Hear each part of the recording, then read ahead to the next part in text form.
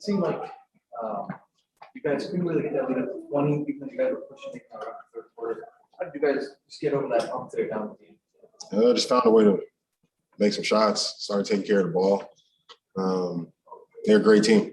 They're a great team. They're here for a reason. You can't give them any extra opportunities, give them even easy baskets and any opportunities to transition. So we just had to shore up things, take care of the ball, and then we found a couple sets that we want to go to at the end, and we're fortunate enough to get good shots in for them to fall. You guys won your 9th game this postseason, and you're running 0-2. What is it about being the 0-2 Kings that you guys are able to bounce back on that? Team's resilient. This team is resilient. We always believe. We never give in. We never say die.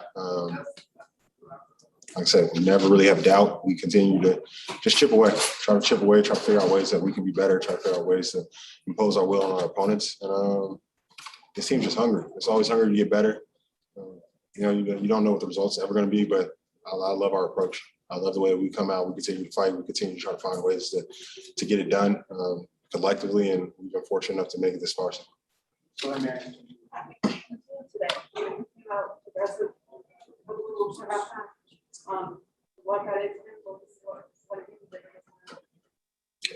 He showed a lot of heart. He showed a lot of heart, a lot of fight. I think getting his footing, getting comfortable in this series, Zoo's always his intents are pure. He always wants to come out and do his best that he can. He's giving everything he has for his team. I think he's just figuring out how he can make an impact in this series.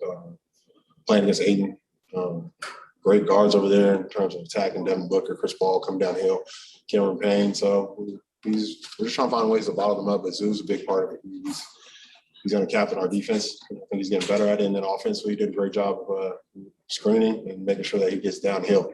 And like you said, I think he's been fearless attacking the basket. He's making kickouts when he needs to, but he was a man with bad intentions each and every time that he touched the paint. So I was happy with the way that he attacked. Even the joke of him, even the dunk that came off the backboard, it was great intent. So like I said, it's never the result. It's always the approach. So his approach was amazing tonight. He's a big part of what we do, a big part of the reason that we got to win tonight. And hats off to him and the entire team, the way they came to battle. And the team man picking us up with the energy. Luke hitting big clutch shots, timely. Everybody that came in, Marcus contributing, everybody's dealing with bumps and bruises, the way that he competed, the way that he wasn't combative about not starting today. He just came in and did everything he could. So this team we fought. It's been through a lot of ups and downs throughout the season, and we're just finding ways to stay alive. And that's what I'm proud of most of this team. Go ahead, Andrew. I had said before the pop today, when you guys land Wednesday morning, you guys get back up and starts calling players and says, we got to move on. We can move on. What was the thing I liked? What was the moving on process like? Where you guys flush it and get ready? Playing right was cool. Me, I think I'm like a baby with emotion. So buses, flights, I don't really stay up. I try to stay up a little bit. Just try to keep positive energy. I know myself, I try to go around just keeping positive vibes. Guys were still pretty loose. It was tough that we had a tough loss, but I think it hit us. It hit hard for a little bit quickly. I think it hit hard quick, and then guys were over it. We were already moving on to figure out how we could be better, and not just the tip play. Yeah, that ate at us a little bit, but just plays throughout the game, how we could be better in terms of limiting their offensive rebounds, limiting our mistakes. Aiden rolling to the basket, limiting their paint, so many paint touches that they had. So we knew that there were so many other mistakes. We just knew that one that was going to be highlighted because it was the last play. But that wasn't what lost us the game. And I think guys were comfortable with moving on from that and figuring out how we could be better. So I think it showed. We're going to carry it over to today. And we're going to watch film again and try to figure out how to be better in game 4 because this team has been a great team all year. The Suns, they're going to continue to fight. They're going to go make adjustments. And they got great players on there. Go ahead, Reggie, you guys came out playing hard, but then that shot that PG hits it before the end of the halftime, what did that do for you guys? And then also, what was the conversation like in the locker room at halftime? Because you guys then picked it up, the hard play, like another level in that third quarter, and were able to sustain it in the fourth. I think Paul gave us a little more comfort. That shot, it kind of probably killed our momentum a little bit. They started to feel good. So we're very fortunate to have a guy like that who can do it all, do everything in this game, who can carry the weight with shoulders on a lot of the load. So that was a big time shot by him to give us just a little sigh of relief going into the half. And then mostly we were disappointed with the way that we felt like we kind of let go of it late in the second. So we wanted to come out even better. We know we haven't been particularly amazing in third quarters at times. So it was just everybody in there talking about let's get better. Let's go ahead and find a way to continue to push this.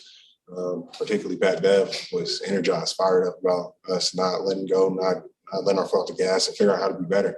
So it's an amazing locker room we have. Everybody try to collectively lead from their position, from their role. And everybody has, like I said, pure intent. So it doesn't matter who's on who's saying what. We know where it comes from the heart. And at the end of the day, we all want to win. Reggie, we talked to you before about your late clock offense in particular, but they cut that lead down to 6 in the fourth quarter, and then you get the transition layup, which you could back it out. You didn't have to take it. You finished it through contact, and then you get that open three. They're up 11. That's another momentum to it. Like, what does the team kind of get as far as feedback, as far as the importance of creating offense, and especially in intense moments like that in particular? They've empowered me. Honestly, this team has empowered me. This organization has empowered me since the time I've been here. From playing early, not playing, having DMPs, roles changing throughout the year. I think once you start to find some comfortability and just practicing and having roles throughout the game change, finding some success, it was really our leaders. It was really, why Paul, Pat, and then collectively everybody, coaches. They were just on me about being aggressive, stay aggressive, stay aggressive. Throughout my career, trying to always make the right play and not necessarily just being myself and coming out and playing the game. It makes it a little difficult, but the more I just continue to be myself, the more that this team empowered me to be myself. I've been able to find success, fortunately, been able to stay healthy. And at the end of the shot clock, a lot of times they definitely are on me about come search for the ball, staying aggressive, attacking, trying to make the right play, but just be aggressive. So, hats off to them. I definitely try to put in a lot of work throughout my career to be ready for those moments, but working on my mind for over the last few years, trying to be mentally strong.